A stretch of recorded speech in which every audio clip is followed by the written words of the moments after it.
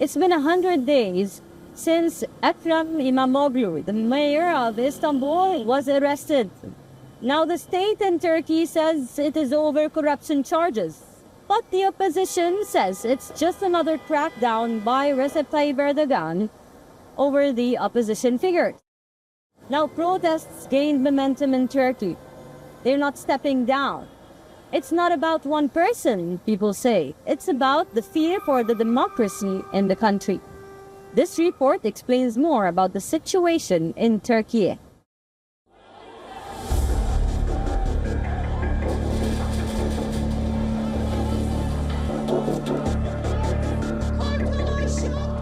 The scenes were unmistakably familiar. Thousands of protesters, including opposition leaders, pouring onto the streets of several cities in Turkey. Marking 100 days since the arrest of Ekrem İmamoğlu, Istanbul's elected mayor and a rising opposition figure. In Istanbul, riot police moved in to break up the gatherings using pepper spray, pushing back protesters and detaining those who refused to leave. But the crowd stood firm, chanting for justice, democracy and the release of their mayor.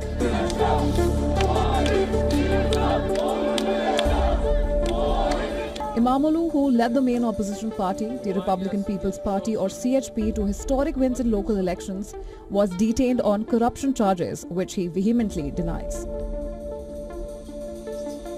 Since his jailing, his support has only grown, fueled by widespread belief that the case against him is politically motivated.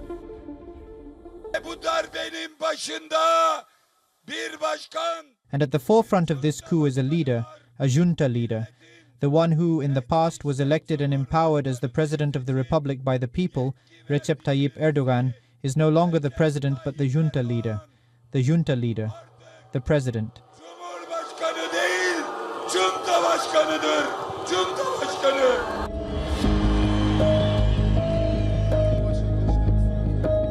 To his supporters, İmamoğlu is not just a mayor.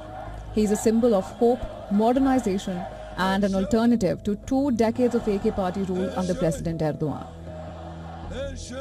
In recent months, the government has detained dozens of opposition figures across different cities, including several CHP mayors. The latest round of arrests came in Izmir on Tuesday, where 157 people, including former Mayor Tunç Soyer and senior bureaucrats, were taken into custody in a widespread dawn raid. Authorities say the arrests relate to corruption and tender rigging, but the CHP calls it an attack on elected local government. These developments come at a time when President Erdogan faces increasing political and economic pressure. Since coming to power in 2003, Erdogan has consolidated his authority, transforming Turkey's political system and centralizing power under the presidency. But his long rule is now being tested by a stagnant economy, rising inflation and growing discontent, especially among youth and urban voters. With each arrest, the street response has grown louder.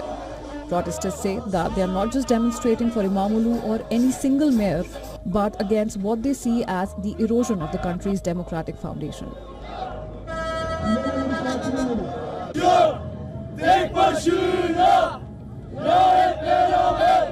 We are here today for our friends who were arrested for Ekrem İmamoğlu, to defend our right, to show reaction against everything that is happening.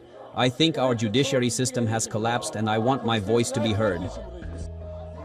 Critics and human rights groups warn that the scale and pattern of the arrest indicate a politically driven strategy to dismantle opposition power ahead of any potential snap elections. With the streets filled with protesters, the opposition under pressure, and the economy on the brink, Turkey finds itself at a crossroad. What happens next will not only determine the future of individual politicians, but the future of the country's democratic institutions.